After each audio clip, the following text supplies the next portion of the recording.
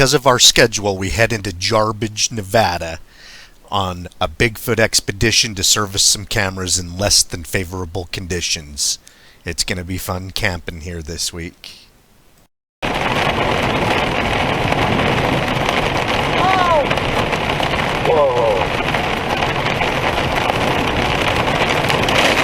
We're about ready to drop into the canyons of Jarbidge. They kind of remind me of the Snake River canyons. This river from Jarbidge actually connects up with the Snake River and the Snake River canyons near the Twin Fall area. It's about 75 miles from Twin Falls to the center of Jarbidge. It's arguably one of the most remote locations in the lower 48. And off to the left, you can see the Jarbidge Wilderness area. They're still capped in snow. It's been almost a year since we've been here last time. We're coming here to service some game cameras, and I'm starting to get worried that we might not be able to get to them with the snow caps that I'm seeing. We're gonna try though. The word Jarbidge means weird beastly creature, and it also has the meaning of monster that lurks in the canyon. They changed the name of Jarbidge because it used to be Tsawhabitts. It's a Shoshone word for Cannibal Giants. I guess it was just too hard of a word to say and spell or whatever, so settlers renamed it Jarbidge. They did keep up with the Shoshone word or legend about the creature that lives in these canyons, and that's what we're here for. We're here for to look for the weird beastly creature that lurks in the canyon, or the Cannibal Giant.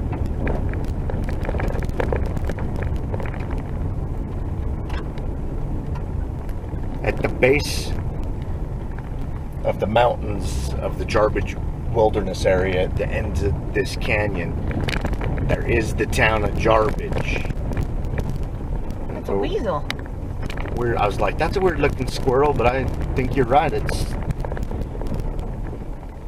some type of a weasel family.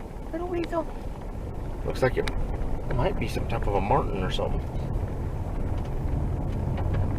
Well, anyway, this town really isn't much of a town during the busy time of the season, or the summertime, most accessible time of the year. About 100 people live in and around this dirt road town. Dang, this canyon's just beautiful right here. I don't know if the camera can pick that up. During the wintertime, only about 20 residents live in this tiny dirt road town. That's an old mining town. Yeah, it's an old mining town that's now kind of a tourist town for hunters and fishermen and recreationalists, and now Bigfoot hunters. People that search for Bigfoot, us, because the Bigfoot sightings there recently, just a few years ago, and a history of Bigfoot sightings from settlers and the Shoshone Indians. The Shoshone Indians avoided this area and told others to avoid it also because of the Cannibal Giants that lived here.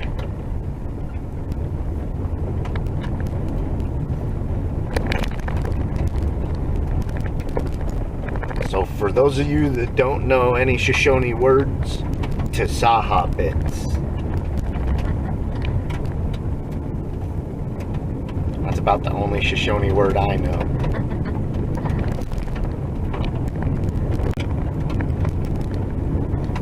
We're gonna find a place to tent camp back in here. We're hoping that we can tent camp on top of the mountain up by the cameras, but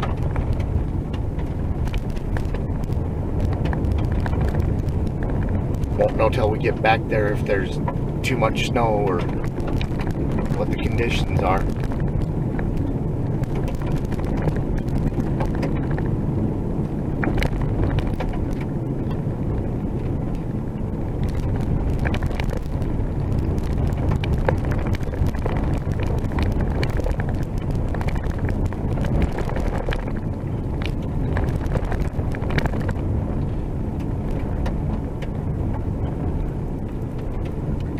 If you blink, you'll miss it. Pole Bridge. Pole Bridge. Is that it? I don't know.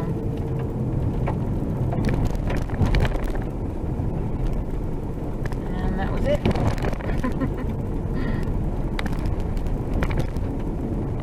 The river's high this year.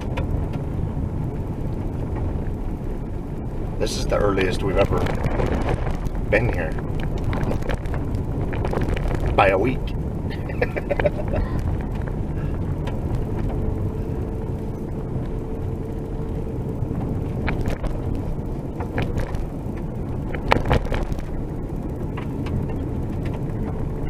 Our game cameras have been back here for nearly a year.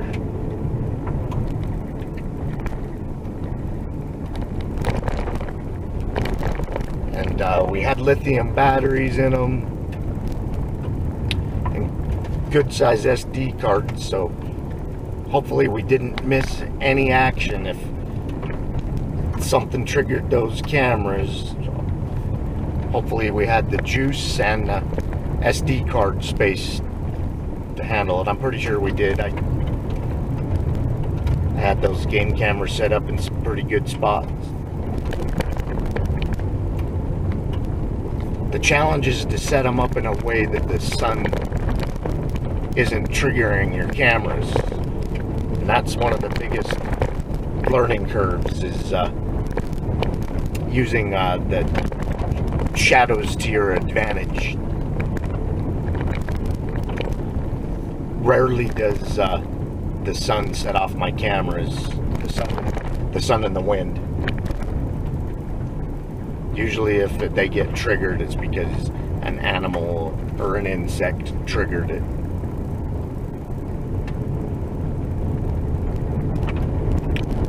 But that learning curve is rough to get over. This rancher that we Bigfoot on his property, he was complaining the first year that he had a game camera that he went and picked it up, and he had 1,400 photographs, a full SD card and a dead battery pretty much, and all he had was the wind blowing the weeds and branches of trees and everything. So I gave him a short lesson on how to use the shadows to his advantage, and he's not getting the wind as much now. But yeah, that's frustrating your first year or two learning how to set them up properly so that doesn't happen to you. You know, a lot of people are like, oh, put your camera there, put it here, put it there, and it's quite challenging to find an appropriate spot to place a camera where sun and wind isn't going to be setting it off. It's a place where you think you have a great chance at getting game coming in and out of the area. And of course you want it in a place that gives game, like perhaps Bigfoot. I'm guessing that Bigfoot has to drink water, and I'm guessing Bigfoot has to eat food. So you're trying to get your cameras into places like that.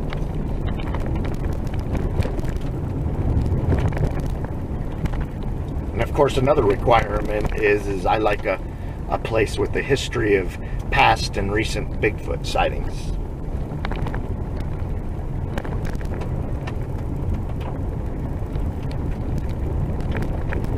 There's a method to the madness, and hopefully we get lucky one day.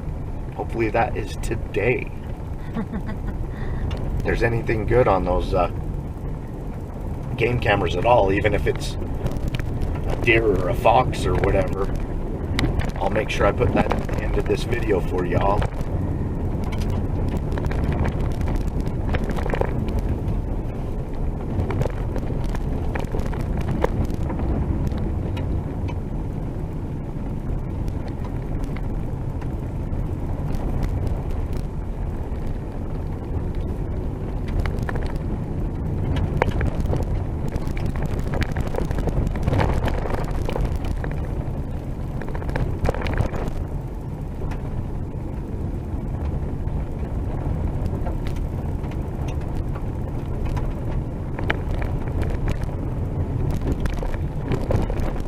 couple of years ago, we caught the neatest thing. This big old buck, the giant antlers. He comes up and he's all posing in front of our camera and everything for us. And then a magpie jumps up on his back and starts cleaning ticks or whatever off of him and everything. And he just stands there letting him do it. And then when the magpie was done, he finally hopped off onto a rock. And one of the places that the magpie was picking on this deer's back, the deer reaches back with his antler and starts rubbing that spot, and his tongue comes out like in pleasure, like that feels good. So it was really neat seeing, you know, it and the magpie having this little bond of helping each other out and all that. I'll make sure I put that at the end of the video too. That's one of my favorite deer videos that we've captured on game camera.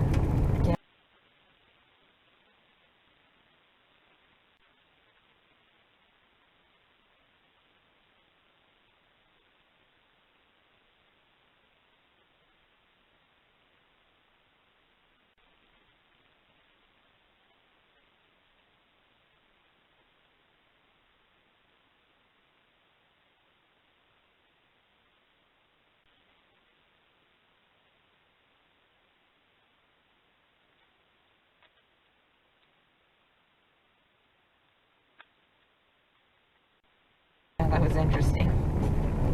I had no idea that magpies cleaned a deer, you know. We also caught a baby fawn nursing up his mother. Oh yeah, and smashing his head up in there, and Yeah, he was going to town. Wasn't being shot. he was hungry.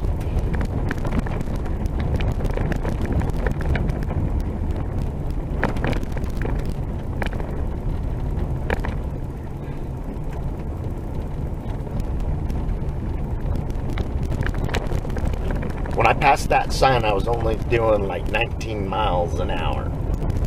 And it's an illusion. These dash cams make it look like you're going faster than you are, but some people think I'm doing double the speed that I really am. Yeah, we rarely go above 20 miles an hour. Yeah, when we're on these types of dirt roads.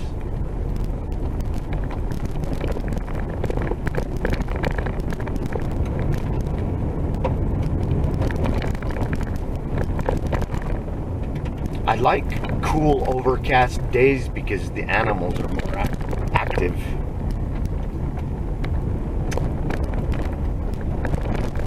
And if the rest of the animals get active because of it, maybe it's a good time to get a Bigfoot sighting. The last local Bigfoot sighting report in Utah that was given to us, it was just like 18 months ago, and it happened in the fall on an overcast day, and the guy says it was about noon when it crossed the road in front of him, a dirt road.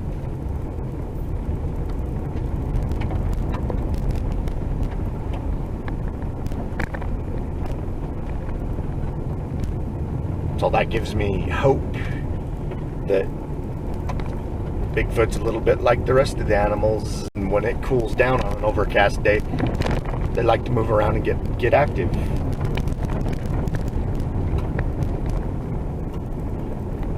And we're coming back in here on an overcast day. It's supposed to rain on us.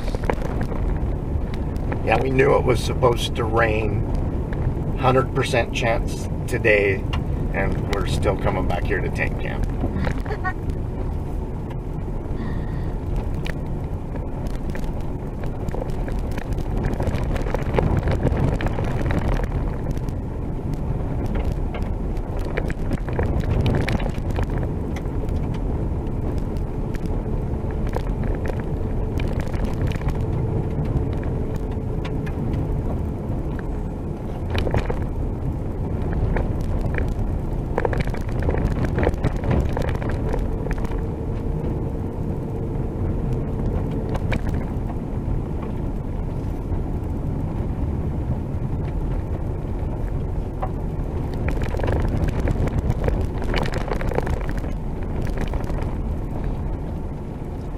if any of you guys have a Bigfoot sighting, please let us know. Anywhere in the United States, or Canada, or Britain, or we even got one from Africa.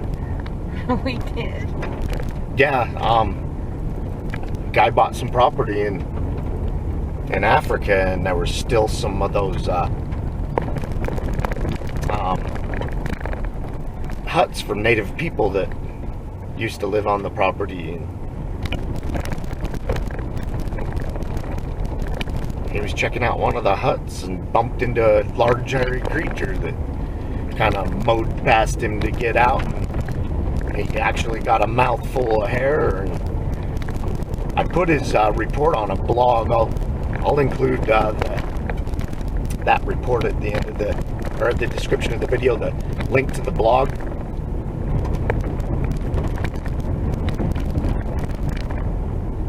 Yeah, you got to smell it and bump right into its chest and get a mouthful of its hair. And wow.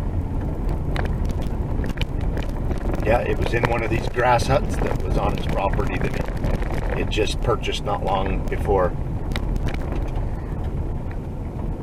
Yeah, I even included a photo of the area that it happened in.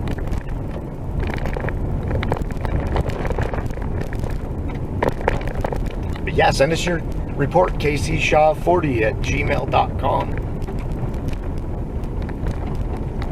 We'll put that report on the blog, and then if we ever get a chance to visit the sighting location, we'll make a video as close to the area as we can get, and the surrounding area, and we'll talk about your report in one of our YouTube videos.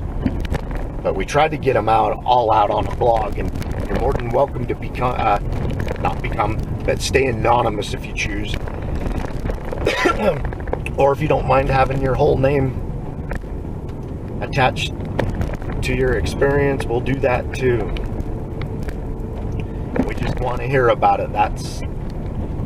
We study sighting reports, we study the areas they happen in, and we like to search for the creature in those locations.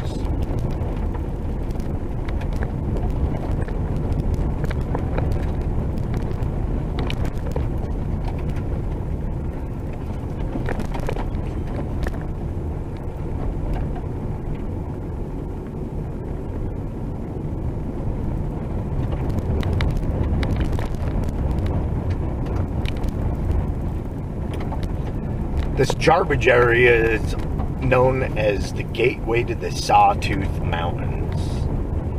The Sawtooths is also caught up in the Shoshone legend of the Cannibal Giants.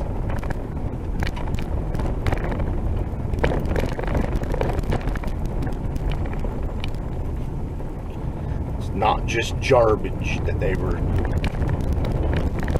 seeing and having their stories about them. It's all through the Sawtooths, and the Sawtooths still have Bigfoot sightings. Not too far out of the Sawtooth Mountains, we investigated a report on the edge of River of No Return wilderness between Challis and the Salmon River area, where a bear hunter several years ago from a tree stand observed a Bigfoot.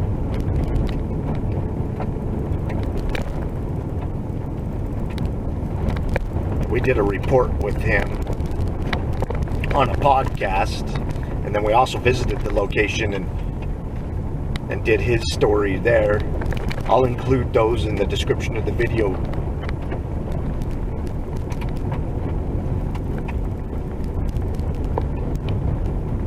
But yeah, we're on the south side of the Sawtooths. The Bigfoot sighting report's here, and then that guy's clear on the north side, but you know, same range of mountains. Sounds like maybe the Bigfoots live here.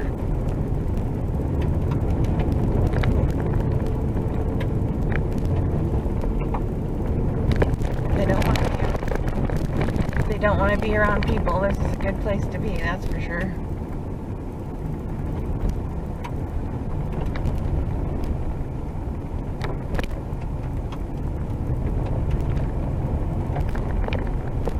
Shoshone warned early explorers and settlers to avoid this area, Jarbidge, because of the Cannibal Giants that lived back in here.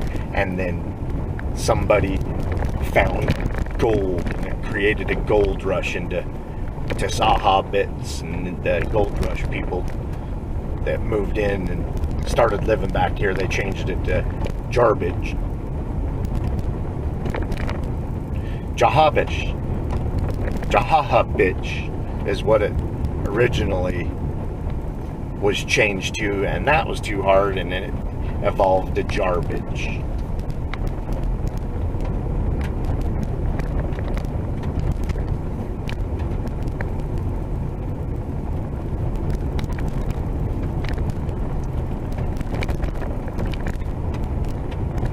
From what I understand, they estimate about $25 million worth of gold has been mined out of this area.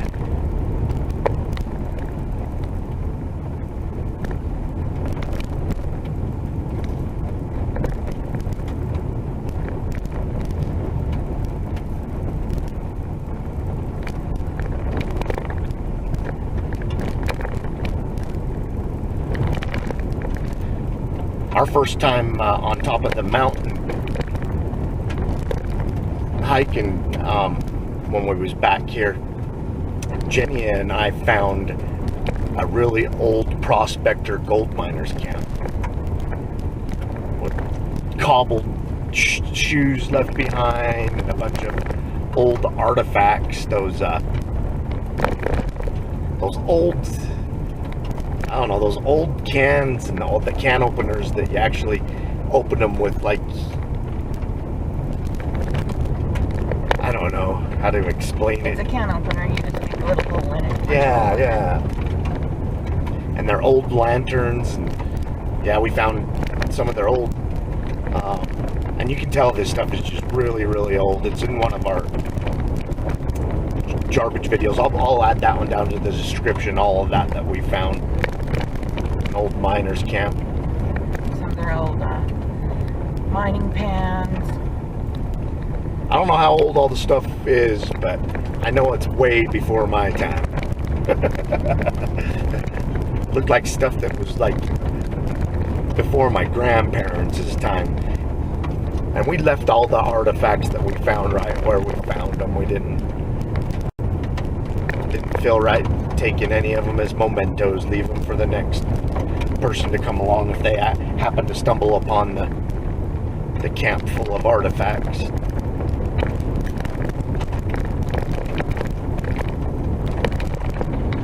Looked like early 19th century stuff to me, or pre-World War II, let's put it that way.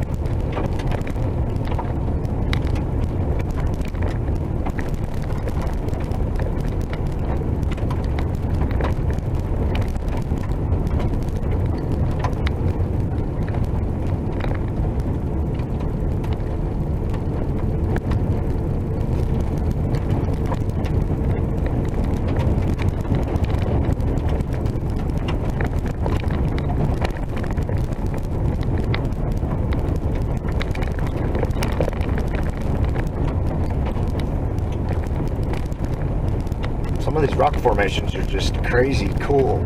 Yeah, they are. All sorts of pinnacles and whatnot. This place is just riddled with caves and crags. And if you're a cave dweller, there's a lot of places up here.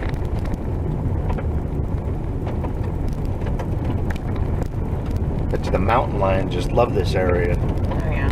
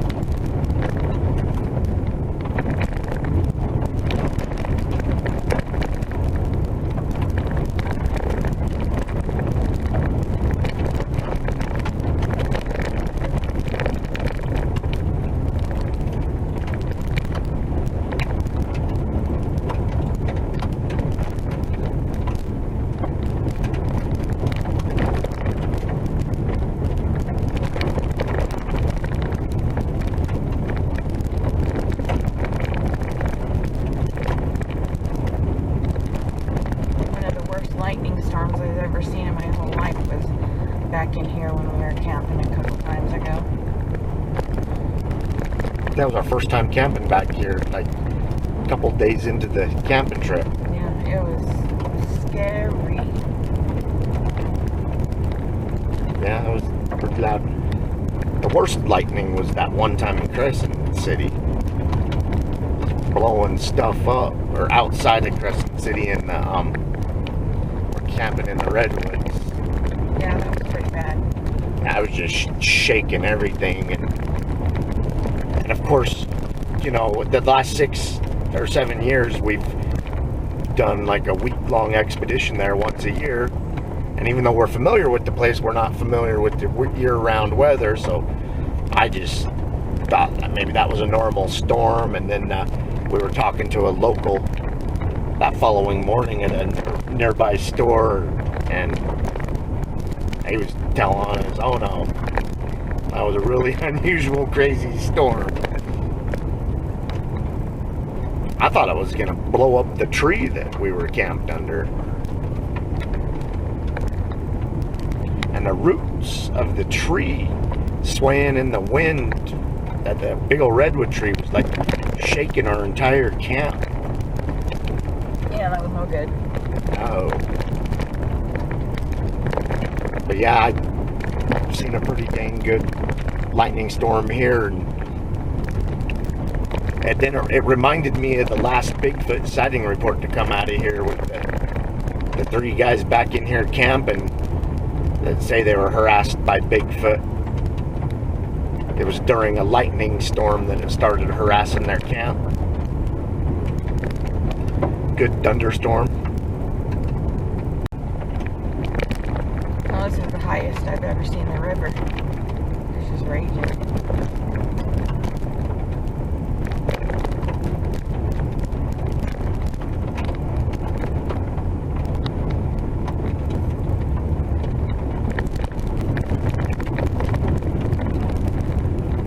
I got up really early this morning to head out here, earlier than we like to on a day off.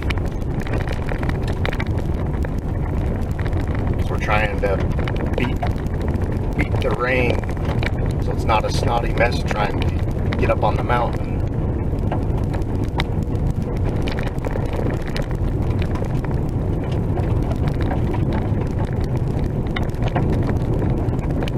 I think it worked. Not there yet. I know. I mean, I think even if it started raining right now, we could still make it up there before it got too slippy. It might not be pleasant on the way down.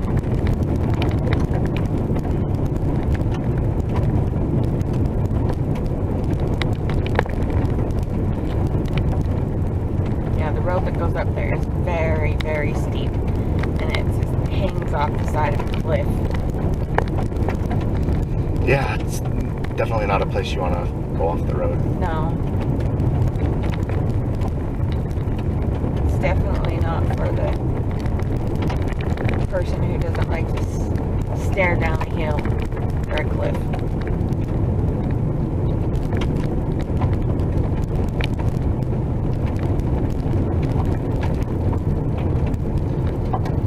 This, I believe, is like our 4th, maybe 5th Bigfoot expedition back in here. We've been trying to come back here at least once a year, and some years we've come twice in a year.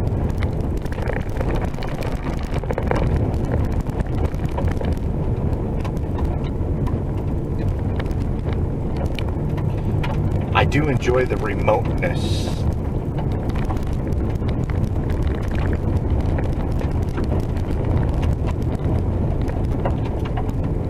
There's definitely not a lot of people willing to, or even know that this place even exists, so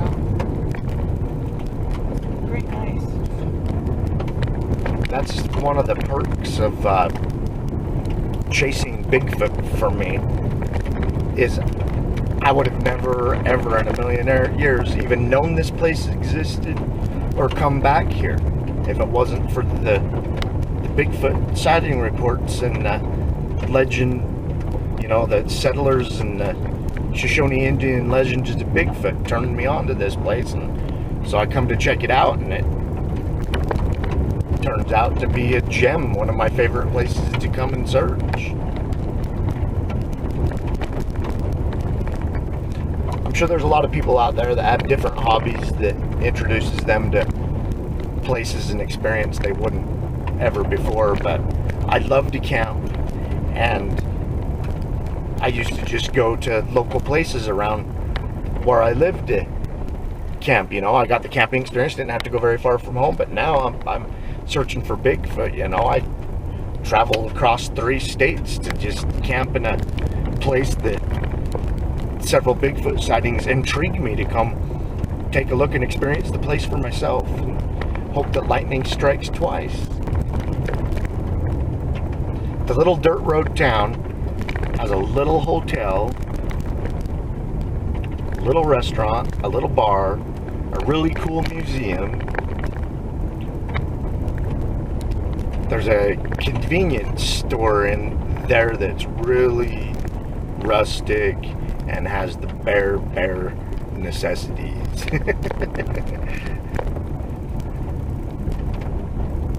But it's fishermen and hunters that help keep their little town alive, and now I'm sure there's Bigfooters that come and help keep that town alive. That town's a great place to go if you forgot one of your camping essentials, or if you want to pay for someone to cook you a meal. I recommend their little restaurant if you want someone else to cook for you.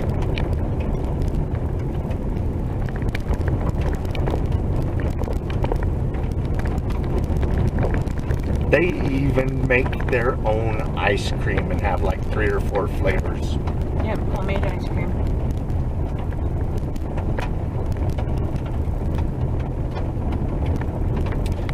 Isn't it called the Outdoor Inn? I think so. I think that's the name of the restaurant slash hotel slash bar. You know, some pool tables and slot machines. $2. Uh-huh. We even were there one time where they had a band. And a dance. Yeah. That's right, we danced.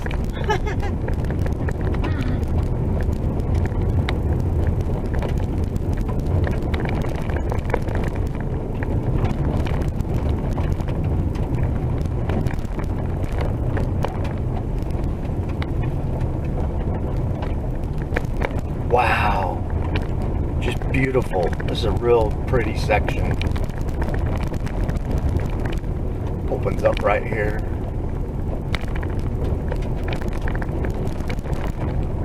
I would love to hike this area right here.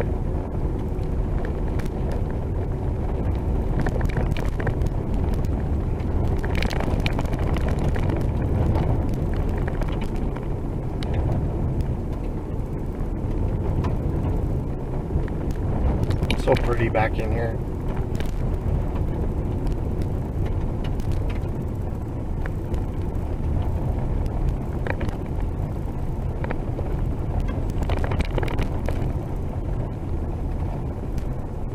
It's about 75 miles from Twin Falls to this little dirt road town of Jarbidge that sits at the base of the mountains in the Jarbidge wilderness area, and then that's it.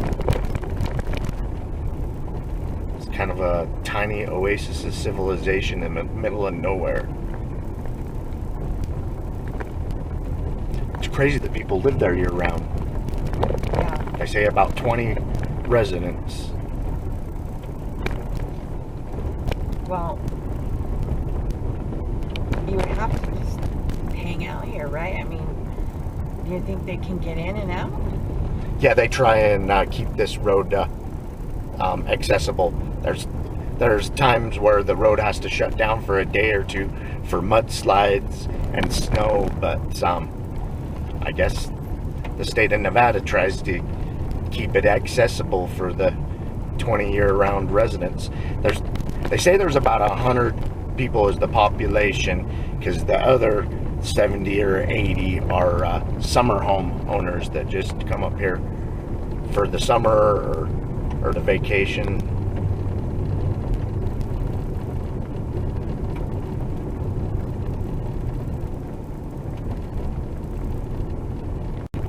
The very last stagecoach robbery to ever go down in the United States, supposedly. But this is a little piece of history about Jarbidge. It happened in Jarbidge, you know, because of the gold rush here and gold coming in and out. Well, anyway, that guy was caught and jailed until he could be tried in the town of Jarbidge, and the jail still stands there, the old jail. And from what I understand, the guy used to sneak out of jail every night to go hang out at the bar and then let himself back in at night. So it's something like out of the Andy Griffith show, like Otis letting himself in and out of jail. That's funny. That's what it kind of reminded me of.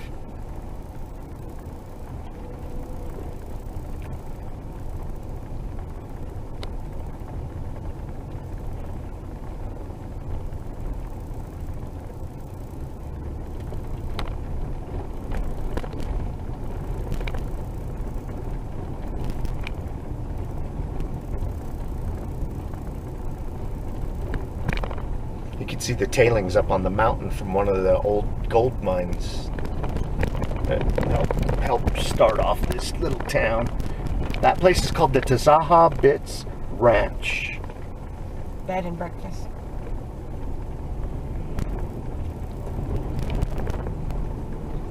The people here are really friendly.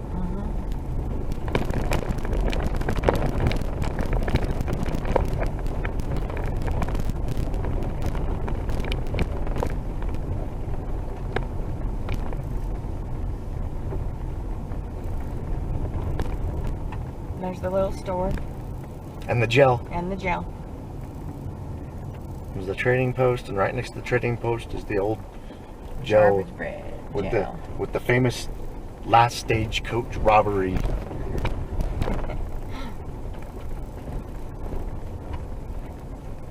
Yeah, come visit the museum here if you ever get a chance to come here. The history of this place is just intriguing. Outside of the cool Bigfoot stuff that's happened here.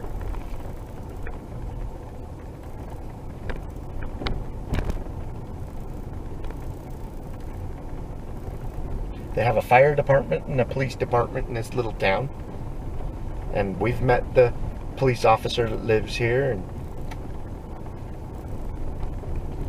really neat guy, really nice guy. There's the outdoor inn. Yeah, I called it by the right name. Slots, pool, booze, grub, and rooms. Oh. And right across the street is the community hall, which is the museum. And there's a little gift shop right there. And a little motel. Red Dog Saloon. That's never been opened. No.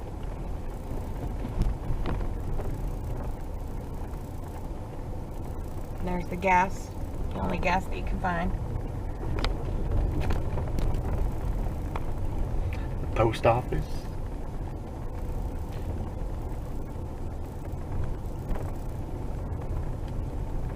They have a guy that drives a water truck up and down this street a couple times a day and sprays some water to keep the dust down.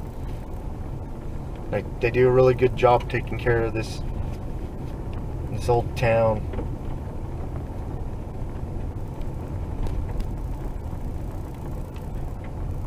Kind of takes you back about 100 years if you live here. Oh, except for instead of horses, you got four-wheelers. There's the fire station. And the school right there. In that little trailer. Yeah. School's in a little trailer. All 5 students. Gotta have a school, though. Yeah, it's way too far to have to drive out of here, and there's no internet to do it online. Well, they get landline here, so they should be able to get some type of an internet, you would think. But yeah, you can't get cell phone reception in here. I forget about landline internet. And I know they have TV because I've seen them have the sports on in the little bar they have there. So Oh, that's true. yeah, so they pipe TV in here. Don't know how many channels you get, but it's got to be more than what I had when I was a kid. I think we had 5 channels on antenna TV when I was a kid. I remember I had 2, 4, 5, 7, 11, and Channel 13. Channel 13 came later in our lives, though. Or maybe it was Channel 30. I remember when I was there was one more. I was so excited when they got Channel 13. You know, you get so excited for another channel, another option.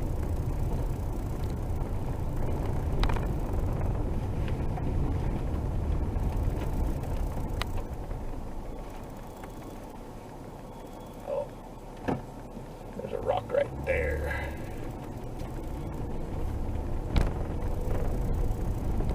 He's trying to let me get past, but there's that rock behind him and his buddy.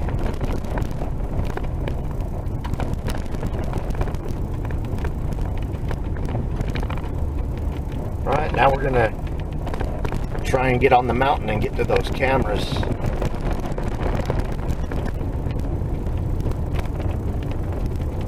I wanted to stop at the inn and get a cup of coffee, but we got to get these cameras now before it gets too bad, and then maybe later on today we can go get us a cup of coffee.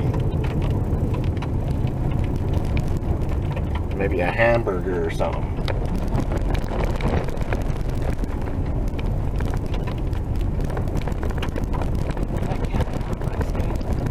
What was it? That campground looks good right there. There was one off the side of the road. Looked like it was in good condition. Yeah, it's not flooded. I think the back ones are going to be flooded. Yeah, remember that one year we came, the 2 campgrounds nearest were flooded? Yeah. Yeah, The river's even higher this year. yeah, not only is the snow melting, it's supposedly been raining. Yeah.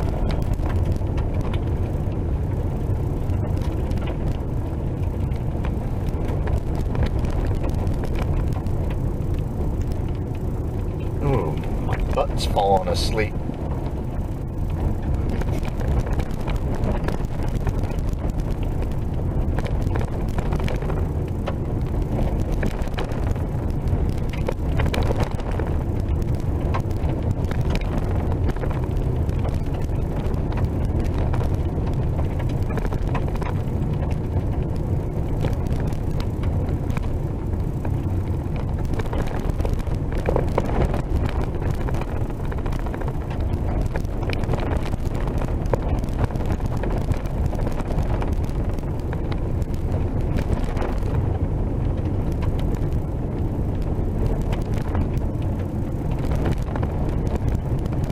Oh, this looks like a cleaned up landslide. Oh yeah, this is a landslide. Yeah. What a mess. Well, that hill's just going to keep coming down. Yeah, that's no good. Now they need to blast it back a little bit. Yeah. I'm sure they know they need to do that too. Yeah.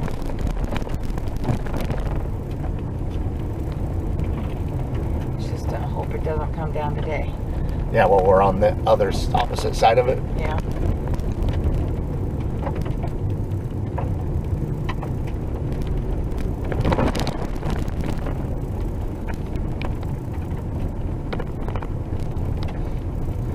Yeah, we've only been trapped in a couple of places, and both times it was because of the trees.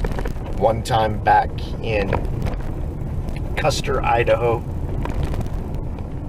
a tree come down while we were camping back there, and on our way out it impeded our way to get out, and we had to sit and take turns chopping it up with a dull hatchet. It was a hatchet. It was a pathetic hatchet.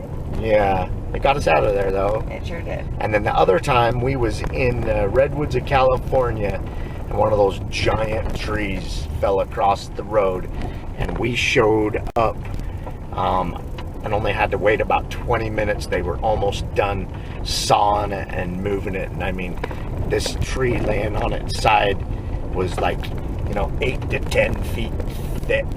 It's bigger than our car. There's no hatcheting through that. No. But they already had a crew there working on it, so we didn't have to wait it as long.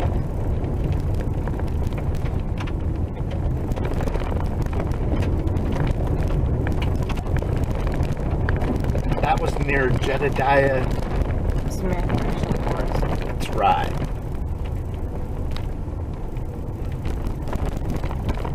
Looks like they have an attack team for when that happens. Oh, yeah. They're on it. Yeah, those guys were good at what they were doing, that was for sure. This stretch of road is what I was the most worried about. About the rain making it to where you just don't want to drive on it. Yeah.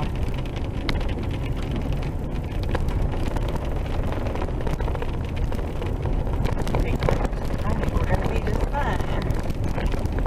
Oh, it's snowing over there. That's my other concern is where is the snow line. Oh, yeah. I hope it's melted back past our cameras. If we can get within a mile of the cameras before we hit snow, we'll hike it. That's what our plan Oh, was. we should have brought our snowshoes. That's right.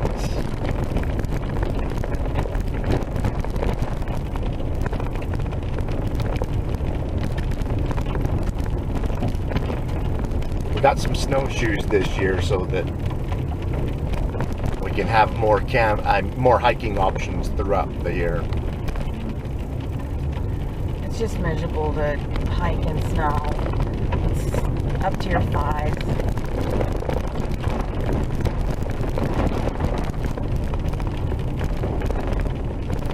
We also want to get into cross-country skiing. Yeah, I think it's fun. Yeah, Jenny's cross-country before, and I've downhilled all my life. So I'm hoping it's not too much of a learning curve going from downhill to cross-country. It's not that different. Other than your back heel isn't attached. I kind of like that idea if you're going to be hiking. Hike skiing or whatever. Yeah.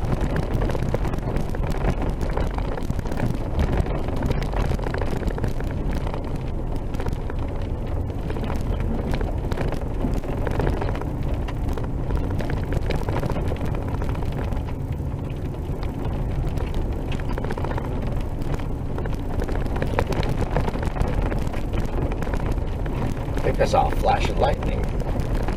I wouldn't be surprised.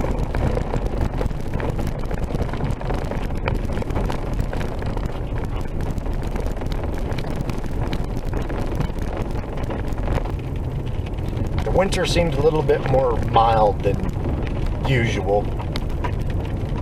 So we took a chance of coming back here earlier than we actually should.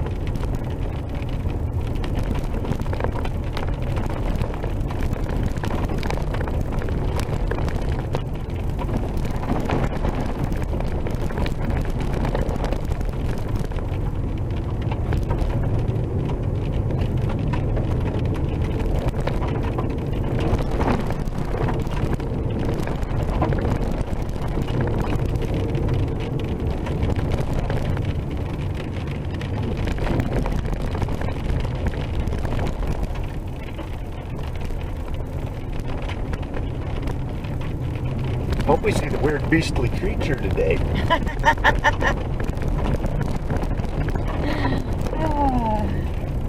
I think it's really cool, all these names they had for Bigfoot before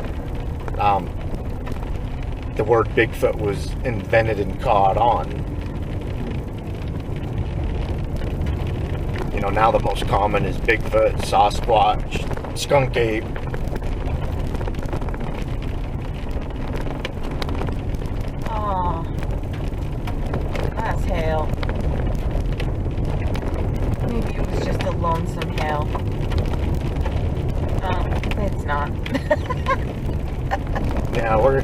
We're gonna get punished today. It's gonna snow. Sometimes I hear people tell us, you guys get all the fun. And then when people tell us that we get all the fun, I go, you need to go see the video where we're at 10,000 feet on Jenny's birthday, hiding underneath what we think may be a Bigfoot shelter, waiting for a cast to dry, where it's pouring rain, switching to hell, back to rain. We were under that shelter for nearly 2 hours. And poor Jenny's birthday. Huddled under a tree. I'll leave a link to that video in the description, you guys. Yeah, we found that Bigfoot track and casted it, and then the rain just came. And by the way, the forecast was 0% chance of rain that day. That was the forecast the night before and the morning of. And the Uinta Mountains, you never know what you're going to get. Any mountains, they can create their own weather. And it poured on us for 2 hours. And that was our 0% chance right there. We all had ponchos and stuff in our day packs for that kind of stuff. We know better. But it still wasn't pleasant. I know when we hiked out of there, I was soaking wet. Even with my poncho on, I was soaked. Yeah, you just gotta laugh when that happens.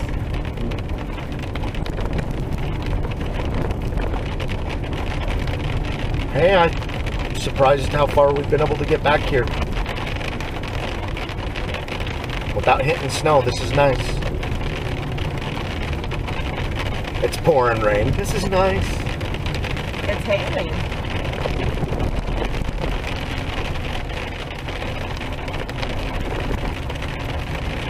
I hope you guys appreciate these driving round tables and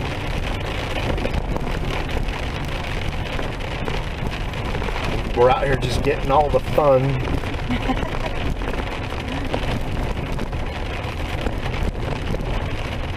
I can't believe we have to hike in this. Well, it's too late now. Oh, we've traveled too far to not get to those cameras, so I did bring a new raincoat. My latest and greatest. I still have my old raincoat from the video we're talking about.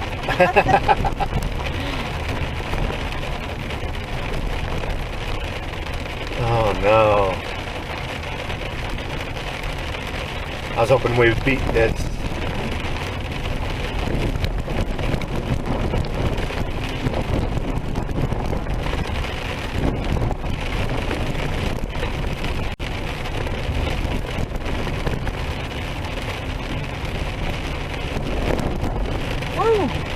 Big lightning. Damn.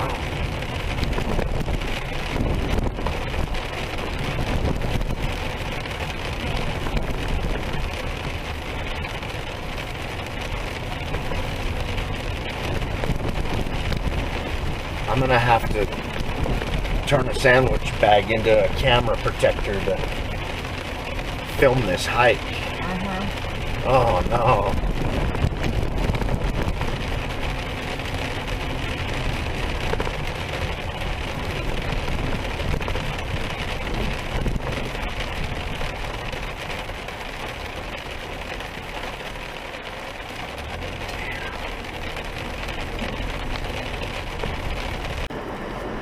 Muddy everywhere. Jenny and I got wet and muddy.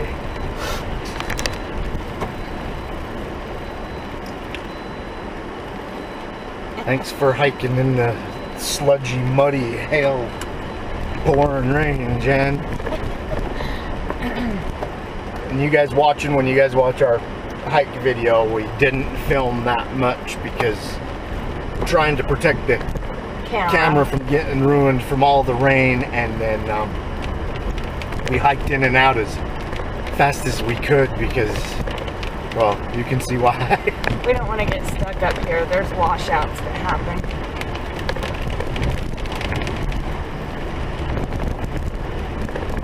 yet. We want to get back down into the valley. We wanted to camp up on the mountain tonight, but we're not going to do it in these conditions. We'll go down in the canyon by the river. It wasn't raining too hard down there.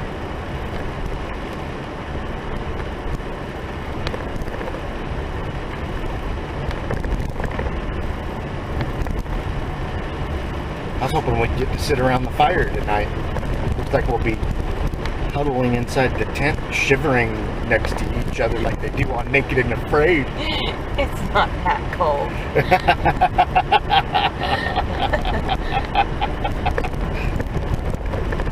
Yeah, and they don't have 10-pound sleeping bags on Naked and Afraid either. No. Jenny and I have really warm sleeping bags, by the way. But there's some times that we're camping that they just don't seem like enough. Jenny always brings a fuzzy warm blanket. And then on the nights I don't have one when it's that dang cold. Like our first couple of times camping this year, I was jealous of her fuzzy warm blanket.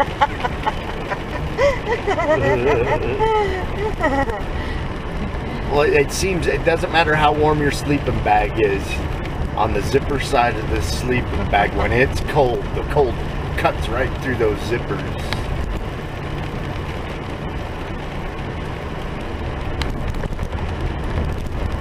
Our first couple of times camping this year, it did hit the freezing mark at night. Oh, it sure did. Looks like it might hit that tonight.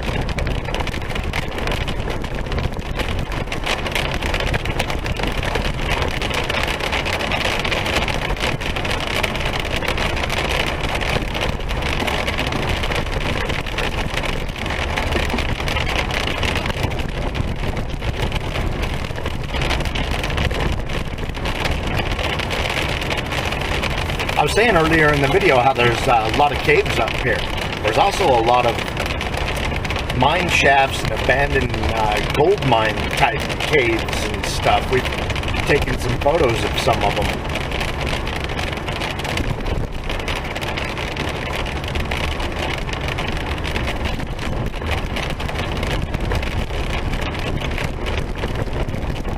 There's a lot of springs up here too.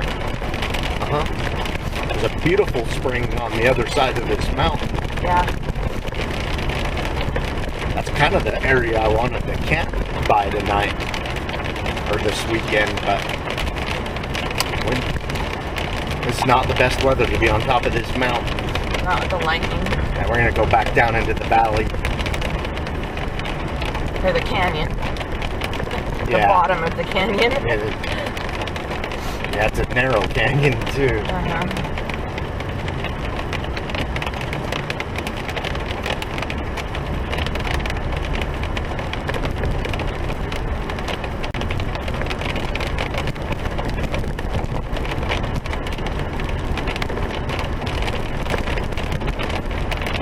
My raincoat kept me pretty dry. I'm not as soaked as I thought I was going to be.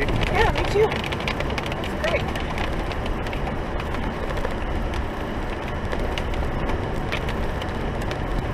The type of raincoat that I have that still breathes, you know. It still can get saturated and you can still get wet under it if you're out in this long enough.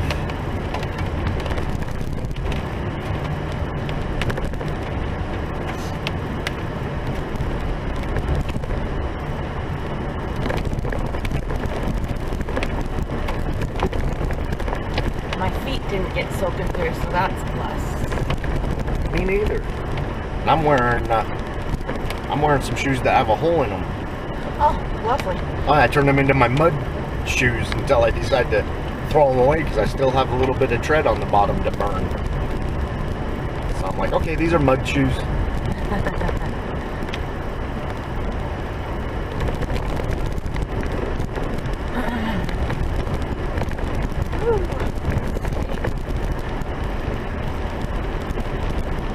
Yay!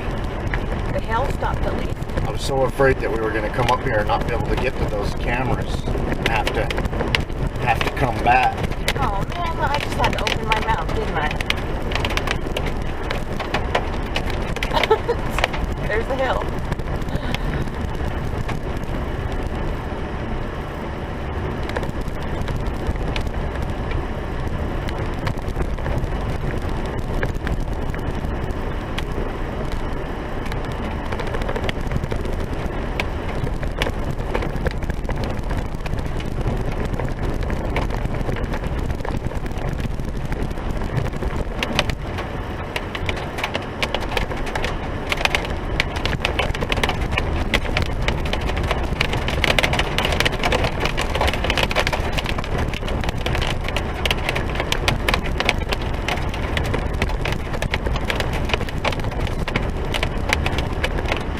I invited a friend that's been wanting to come up here and camp.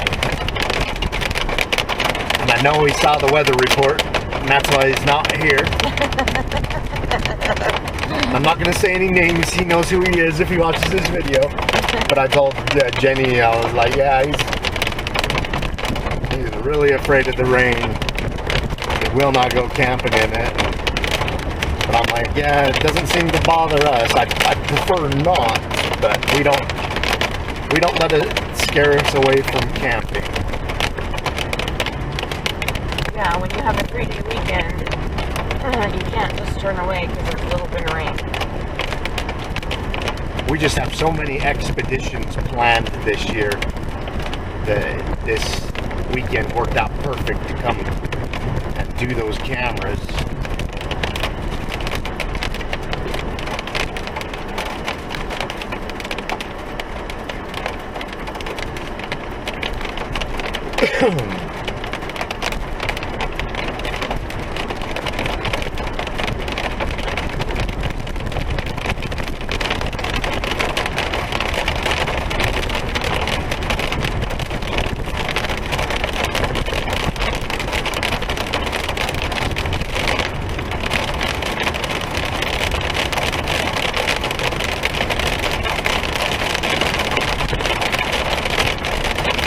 We timed this really well. Yeah, we did. I mean,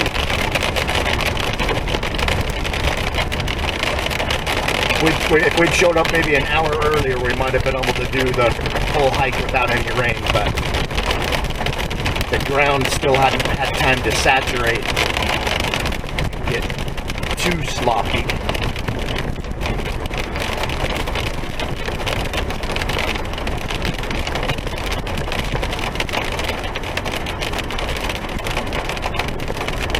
Do you want to drive back there real fast? That's fine.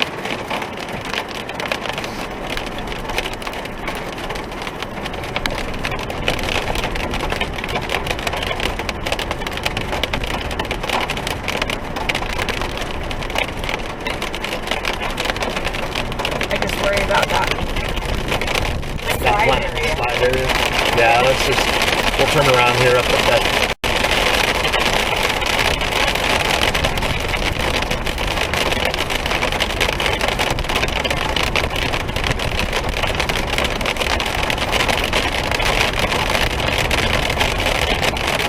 On the other side of the landslide area, I'll feel a lot better.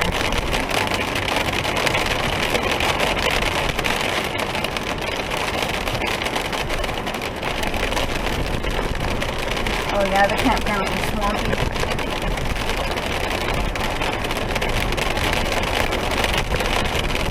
Yeah, I doubt we're gonna find anyone camping back here.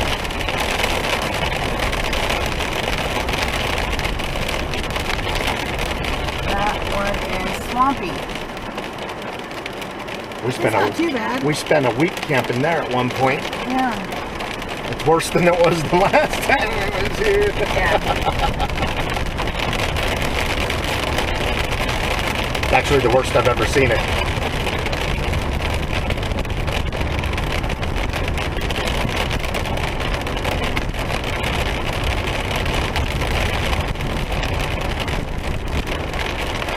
I'll include the guy's Bigfoot sighting report of him and his camping buddies up here getting harassed by Bigfoot throughout this rainstorm. But he described the rainstorm a lot like what's going on now, how it's just all puddled up and the water's actually running like a creek on the road.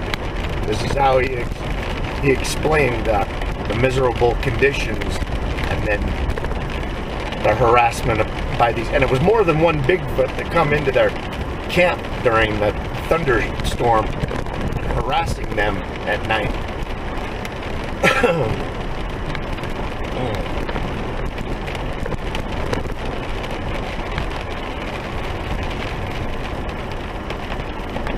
I'll include the link in the description of that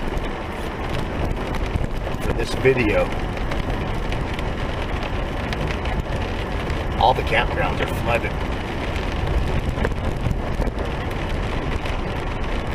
I think the lower one.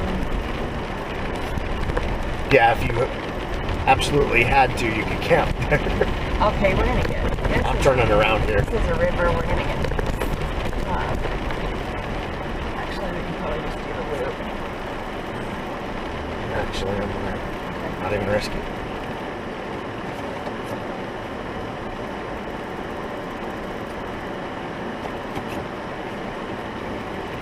Crazy.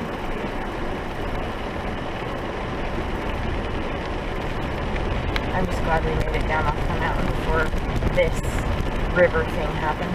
Yeah, I don't want to slide off the mountain. No.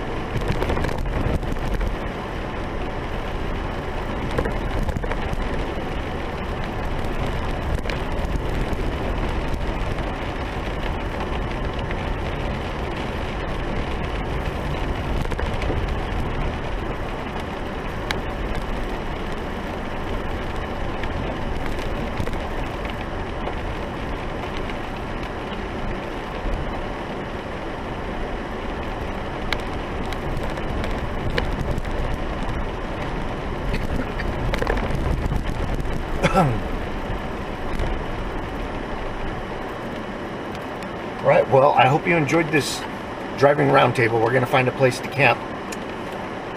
And if we have anything of interest, like those game cameras, anything cool, we'll put it at the end of this video. So make sure you watch to the end. Keep on watching. We're going to keep on squatching.